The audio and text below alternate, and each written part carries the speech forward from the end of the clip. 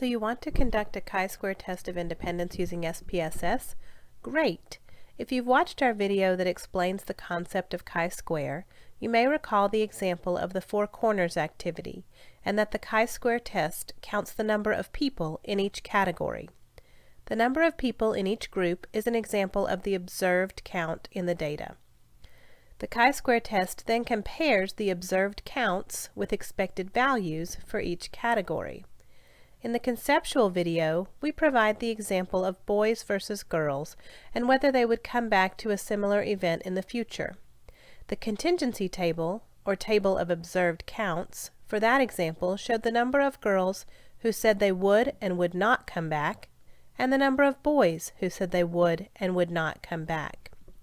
Here is the SPSS file containing the data we will use to conduct the chi-square test of independence.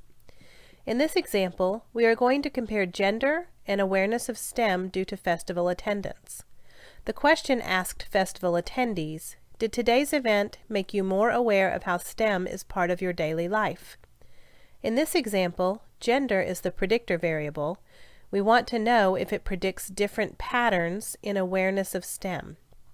Awareness is our outcome variable. It is the variable that we want to learn more about. You want to ensure that you only use the cases for which you have data for both variables.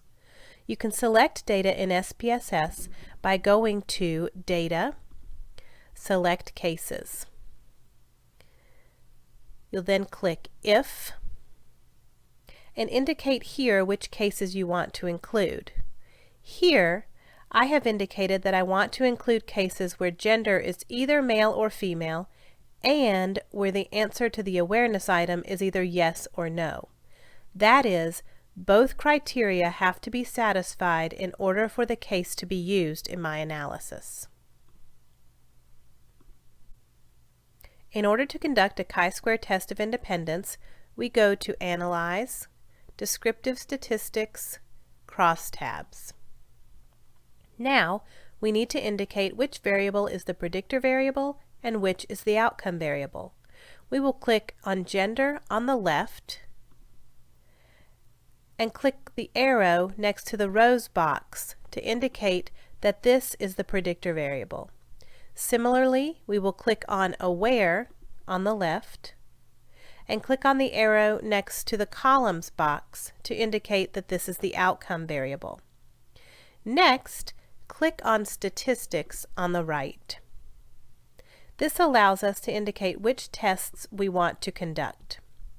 Click the box next to chi-square to run a chi-square test of independence. Then click Continue. Next, click Cells on the right. Make sure the observed box is checked to indicate that the data we are using are observed counts.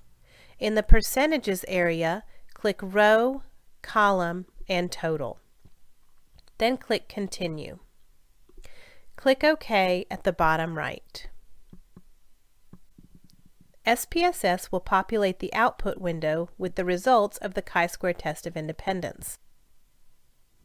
This includes a contingency or two-way table of observed counts and percentages, as well as the chi-square value, degrees of freedom, and the p-value for various tests. You're most interested in the p-value for the Pearson chi-square test to determine if the outcome variable is significantly dependent on the predictor variable. If the p-value is less than 0.05, then that means you have different patterns in your outcome variable based on your predictor variable. You can look back at the contingency table to make more specific statements about how the variables relate. In our example, when we look at the percentage breakdown of awareness by gender, we can see that the percentage of females who said that festival attendance made them more aware of how STEM is part of their daily lives is significantly more than the percentage of males who indicated that festival attendance helped to increase their awareness. Interpreting the results of a 2-by-2 relationship is pretty easy because as one thing goes up, the other goes down. Things get a bit more tricky when you have more than two groups.